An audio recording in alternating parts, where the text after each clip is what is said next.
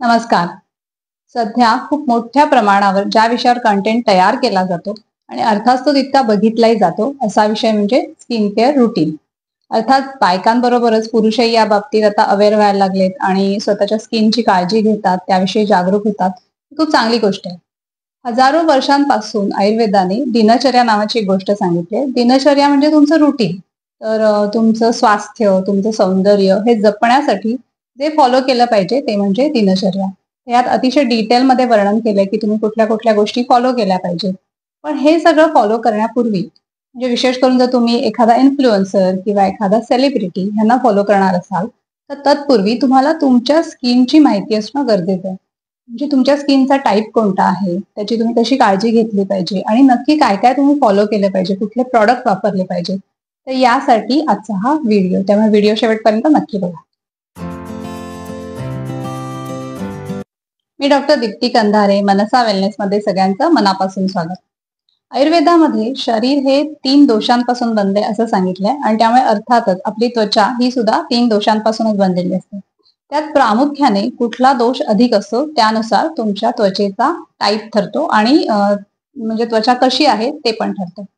आता असं बघूया की सगळ्यात पहिल्यांदा कफदोष म्हणजे कफदोषाचं जर अधिक्य असेल तर तुमची स्किन कशी असेल? पहिले म्हणजे मऊ असेल, स्निग्ध असेल म्हणजे थोडक्यात ऑइली असेल. तर अशी तुमची स्किन असेल तर अर्थातच दे आर ब्लेस्ड म्हणजे ते लवकर त्यांचं एजिंग होत नाही कारण की त्वचेला सुरकुत्या पण कमी येतात. खूप पटापट सुरकुत्या येत नाही, त्या दिसत नाही. त्यामुळे तुम्ही जास्त काळापर्यंत तरुण दिसता.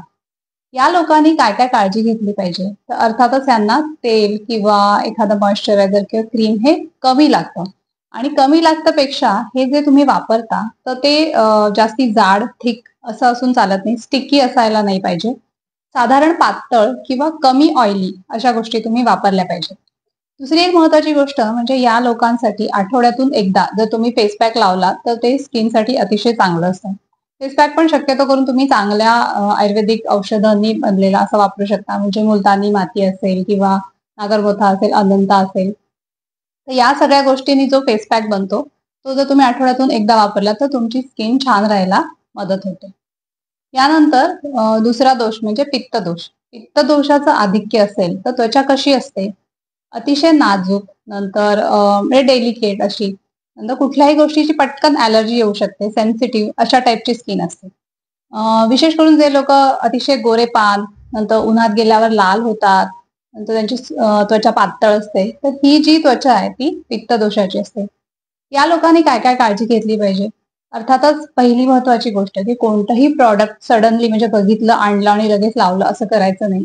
तुम्ही नवीन प्रॉडक्ट वापरत असाल तर आधी पॅच टेस्ट करा. म्हणजे एखाद्या हातावर किंवा कोपरात असं एखाद्या छोट्या भागावर लावून बघा आणि मगच चेहऱ्यावर वापरा. ही पहिली महत्वाची गोष्ट आहे.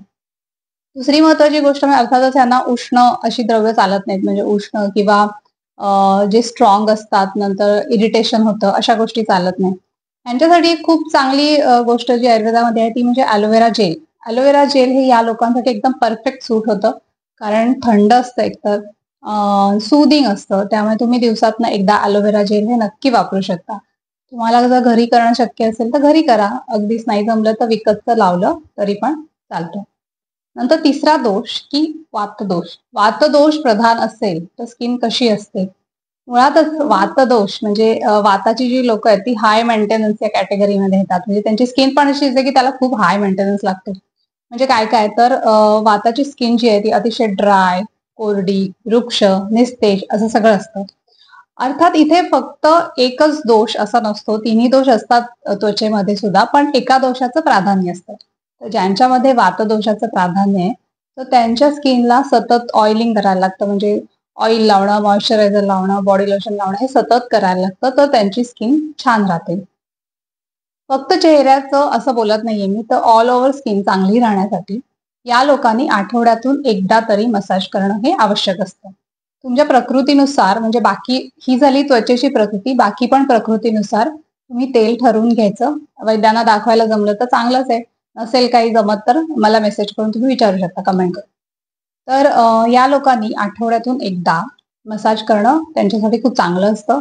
तेलाने व्यवस्थित मसाज करायचा. जर तुम्हाला स्टीम बाथ घेणं शक्य असेल तर सोन्याहून पिवळं तर स्नेहन आणि स्वेदन या दोन्ही गोष्टी वाताच्या लोकांसाठी अतिशय चांगल्या असतात. त्यांनी त्यांची त्वचा मऊ आणि छान राहायला मदत होते. दुसरी महत्वाची गोष्ट म्हणजे हे लोक जे तेल वापरतात तर ह्यांना असं थोडंसं जाड, स्टिकी, असं घट्ट असं तेल खूप उपयोगाचं असतं. म्हणजे आयुर्वेदामध्ये अनेक तेल आहेत, जी कुजंबू वगैरे अशी तेलं पण आहेत. म्हणजे त्याच्यामध्ये खूप वेगवेगळी द्रव्य असतात. काही तेलांमध्ये गाईचं दूध, तूप असंही वापरलं असतं. अशी जी घट्ट तेल आहेत ना, ती या लोकांसाठी खूप फायद्याची असतात. तर हे झालं बेसिक दोषानुसार स्किनचे टाईप. तर यानुसार पण तुम्ही काळजी घेतली पाहिजे. आणि याशिवाय बरेच फॅक्टर्स आहेत. म्हणजे तुम्ही कोणत्या प्रदेशामध्ये राहता. अर्थात आता बघा, पुण्यामध्ये राहणारे लोक आणि नागपूरमध्ये राहणारे लोक, तर ह्या दोन्हीमध्ये राहणाऱ्या लोकांना सेम टाईपची स्किन केअर नाही चालणार. तर त्यांची प्रदेशानुसार, वातावरणानुसार वेगवेगळ्या गोष्टी वापरायला लागतात. याशिवाय सीझन कोणता आहे त्यानुसार सगळ्या गोष्टी चेंज होतात. म्हणजे उन्हाळ्यामध्ये जे वापरताय त्याच गोष्टी तुम्ही पावसाळ्यामध्ये नाही वापरू शकत. तर हे याविषयीचे डिटेल व्हिडिओ मी पुढच्या काही भागांमध्ये घेऊन येणार आहे. त्यासाठी चॅनलला सबस्क्राईब केलं पाहिजे.